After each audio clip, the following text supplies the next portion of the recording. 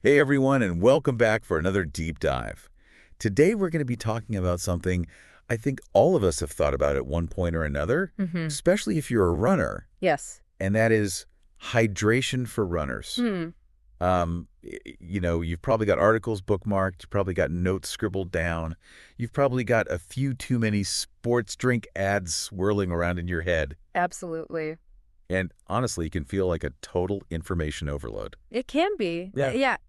There's so much advice out there, and Right. sometimes it feels very contradictory. So we're going beyond the headlines today. We're going to be diving deep into the real science of dehydration for runners. Because here's the thing, it's not as simple as just chugging water. Right. In fact, there's a whole other side to this story that we're going to unpack today. And we're going to talk about why overdoing it can be just as risky as not drinking enough. Exactly. We've all seen those images of Yeah. runners hitting the wall, collapsing from dehydration. It's become this sort of like mythical fear for a lot of runners. Yeah, our sources talk about all these dire warnings about dehydration. But you're saying there's more to the story. There is, the early research in hydration Mm, really focused on these extreme cases, okay. people collapsing. And then the marketing around sports drinks kind of amplified those fears. Yeah. It created this idea that every runner is constantly on the verge of dehydration. But what we've learned since then is that our bodies are amazingly adaptable. Okay. We can handle fluctuations in fluid levels much better than we think. So our bodies are tougher than we give them credit for. But what about this whole overhydration thing? That one really surprised me when I was going through the research. Yeah, it's definitely counterintuitive, right? We're so conditioned to think more water is always better. Yes. But the truth is, drinking too much water, especially without replenishing electrolytes, can lead to something called hyponatremia. Hyponatremia. Hyponatremia. Sounds serious. Break that down for us. So think of your blood like a perfectly balanced soup. You've got the right amount of salt, the right amount of broth, everything's in harmony. But if you suddenly dump in a ton of water, the soup becomes diluted. Right? The flavors get all messed up. That's essentially what happens with hyponatremia. You're diluting the sodium in your blood by drinking too much water, Okay. and it throws your body's very delicate balance out of whack. So now that image is going to be stuck in my head forever. Diluted blood soup. Yikes. But how common is this really? Are we talking about elite marathoners, or could this happen to the average runner too? It's definitely more common than you might think. One study in the New England Journal of Medicine Right. actually found that hyponatremia is more prevalent than serious dehydration in marathons. Wow. So it's something that all runners, regardless of their experience level, need to be aware of. Exactly. Okay, so we've officially busted the myth that more water is always better. Mm. But how do we know if we're overdoing it? What are the signs of hyponatremia? Well, it can start with things like nausea, headache, confusion. You might also notice swelling in your hands and feet. And in severe cases, it can lead to seizures, coma, or even death. That's definitely not something to mess around with. No. So it sounds like we need to shift gears a bit here and talk about how to actually hydrate properly. Yes. There's a lot of misinformation out there, so let's do some myth busting. Hmm. One I hear all the time is drink before you're thirsty. Yeah, that's a classic one. But it's actually based on outdated research. Yeah? Your body has an incredibly sophisticated system Yeah. for regulating fluid balance. And thirst is your body's built-in alarm system. Okay. When you feel thirsty, it's your body's way of saying, hey, we need more fluids. If you're constantly drinking before you feel thirsty, you're basically ignoring your body's signals and risking overhydration. That's interesting. I've been trying to force myself to drink more water, even when I wasn't really feeling it, Right. thinking I was doing the right thing. It's a common misconception. We're so bombarded with messages about staying hydrated that we've almost become afraid of feeling thirsty. But remember, thirst is a natural physiological response, and it's there for a reason. Okay, so myth number one busted. What about that whole clear urine means you're hydrated thing? I always thought that was the gold standard. It seems intuitive, right? But actually, clear urine can sometimes be a sign of overhydration. Oh, really? A pale yellow color is a better indicator of adequate hydration. Okay. Another myth bites the dust. So we've got to drink to thirst, and don't freak out if our pee has a little bit of color. Yeah. What about electrolyte drinks? Are they really necessary for every run? Not necessarily. For runs under an hour, especially if you're running at a conversational pace, water is usually sufficient. It's when you're pushing longer distances or running in extreme heat that electrolytes become more important. So it's all about context. You're not saying to ditch the electrolytes altogether. Just be mindful of when you actually need them. Exactly. And remember, even if you are running for longer durations or in hotter conditions, too many sports drinks can lead to gastrointestinal issues. Makes sense. So we've busted some myths. We've talked about the dangers of overhydration, and we've started to touch on electrolytes. It sounds like the key takeaway here is to start paying closer attention to our body's signals. Absolutely. But where do we go from here? What are some practical strategies for actually putting this knowledge into practice? That's a great question. And it's one we'll dive into deeper in the next part of our deep dive. Stay tuned. All right, so we've laid the groundwork, busted some myths, talked about the dangers of both dehydration and overhydration. But now I'm ready for the practical stuff. How do we actually get this hydration thing right? Well, the first step is to kind of shift away from the one-size-fits-all mentality. Okay. We've been so conditioned to follow these generic guidelines, Right. but the reality is everyone's hydration needs are different. Just like you wouldn't follow the same training plan as an Olympic marathon runner, you shouldn't follow the same hydration strategy as someone who sweats twice as much as you do. So what you're saying is we need to become our own hydration detectives. Exactly. Figure out what works for our bodies. Exactly. And that starts with understanding your sweat rate. Okay. We talked about weighing yourself before and after a run to get a ballpark estimate. Right. But if you really want to get precise, there's something called sweat testing. Sweat testing, is that like a high-tech lab thing? It can be done in a lab, but there are also at-home kits available now. Oh, cool. And basically, they measure the electrolyte concentration of your sweat, so you can see exactly how much sodium, potassium, and other minerals you're losing when you exercise. Wow. So you're saying we can actually figure out our own personal electrolyte fingerprint. Pretty much. And once you have that information, you can work with a sports nutritionist or a coach to develop a hydration plan that's specifically tailored to your needs. Okay, so sweat testing, definitely adding that to my list of things to check out. But aside from sweat, are there other factors we need to consider when it comes to personalizing our hydration strategy? Absolutely. Think about your typical running environment. Okay. Do you usually run in hot, humid weather? Are you training at high altitude? All of these things can impact your fluid needs. Right. Running in the desert is going to be different than running on a cool, breezy day. Exactly. And then there's the intensity and duration of your runs. A short, easy run might only require water, while a longer, harder effort might necessitate electrolytes. Okay, so it's all about taking all of these factors into account and creating a plan that's truly personalized, no more blindly following generic guidelines. That's the idea. I like it. Now let's talk about something else that can really up your hydration game. Okay. Preloading with electrolytes. Preloading. Okay. I'm intrigued. What's that all about? Think of it as giving your body a head start on hydration. So by consuming electrolytes in the hours leading up to a long run or race, you can help ensure that your muscles are properly fueled and hydrated from the get-go.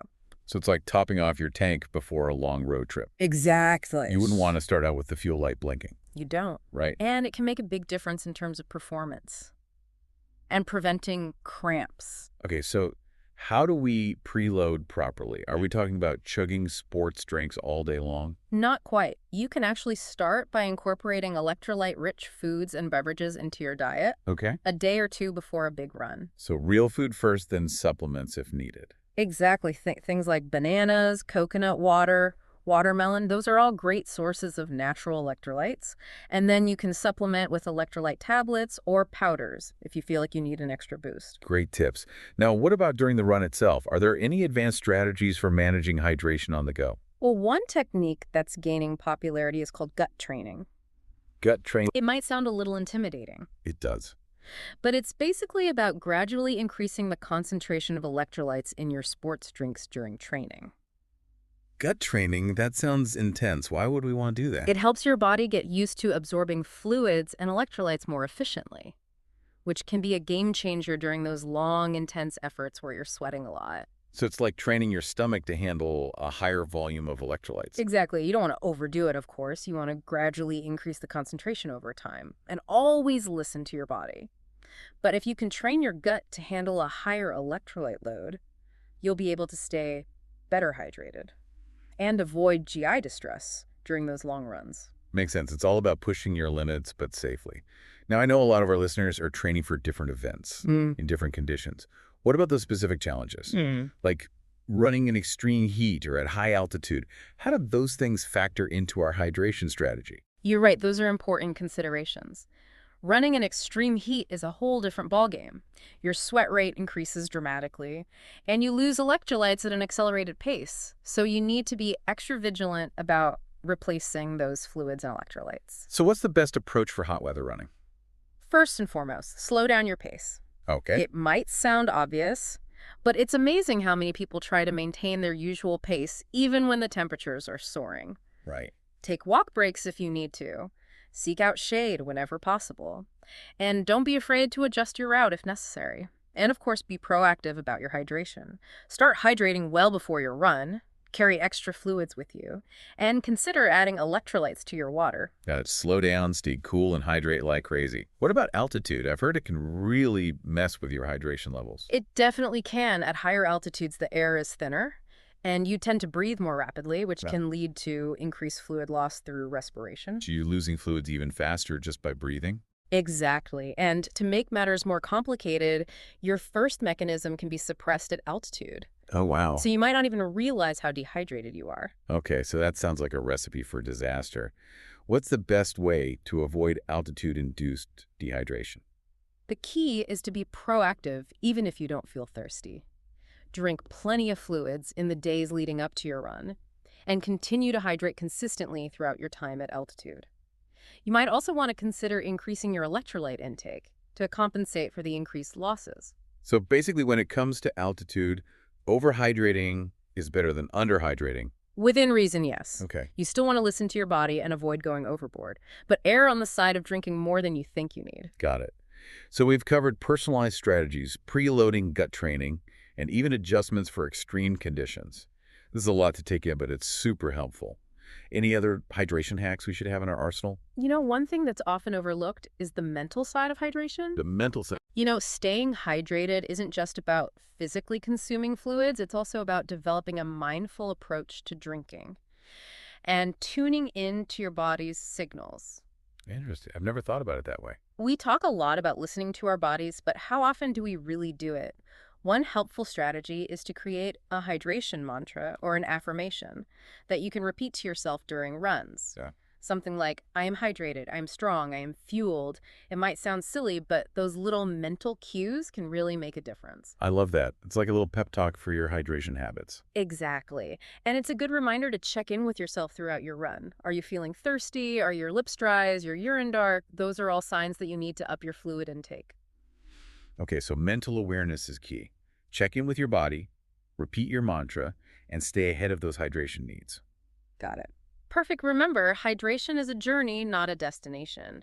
It's about constantly learning, adapting, and finding what works best for you. That's a great point, and I think that's a perfect place to wrap up part 2 of our deep dive. Absolutely, but we're not done yet. We've got more to discuss in part 3, so stick around. We'll be answering listener questions and diving into some of the latest research on hydration and performance. All right, welcome back for the final part of our hydration deep dive.